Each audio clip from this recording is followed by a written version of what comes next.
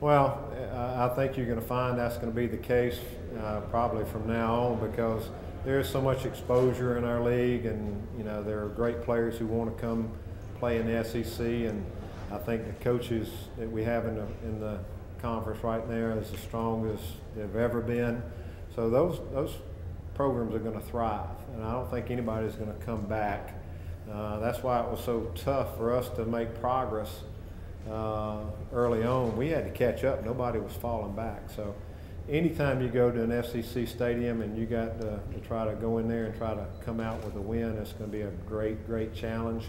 But that's what makes it so attractive to be a coach in this conference, to be a player in this conference, to be a fan of this conference. So we love where we are. Lane Kiffin hasn't coached a game in the SEC yet, but he's been in the headlines a lot this offseason. Have you been surprised with his style and the way he's treated some other coaches this offseason? I wasn't surprised because I didn't know anything, about Lane that much. But I'd have to say it was, not what I expected. But everybody's got their own style and do the things they want to do, and more power to them. Is there a certain code though among coaches? I know you all respect each other. That maybe he crossed the line a little bit.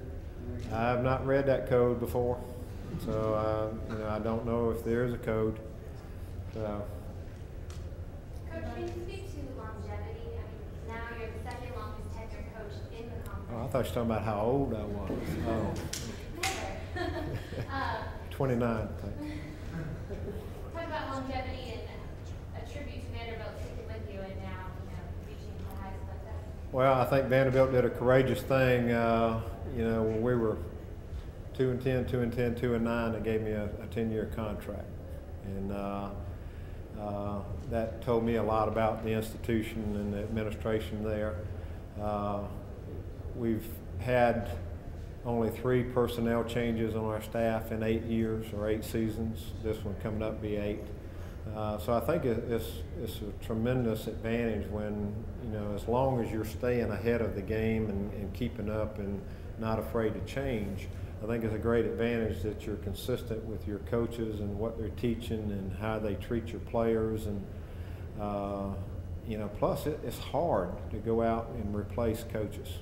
I mean, when you lose a coach, you got to go through the recruitment process with a coach, and if they're any good, they don't want to leave the school they're coaching at the moment, and so it's a tough duty. So it's a godsend to me that we've been able to stay consistent with our coaching staff over the years.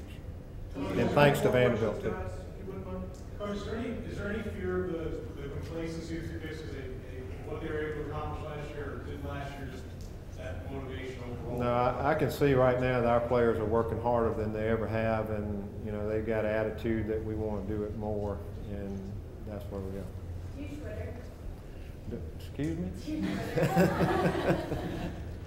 No, I don't.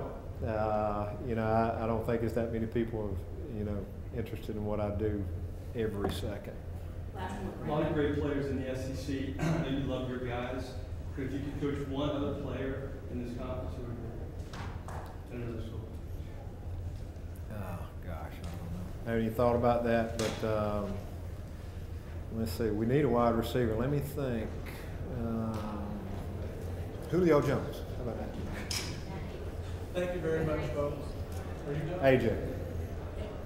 We're done. We're done? You?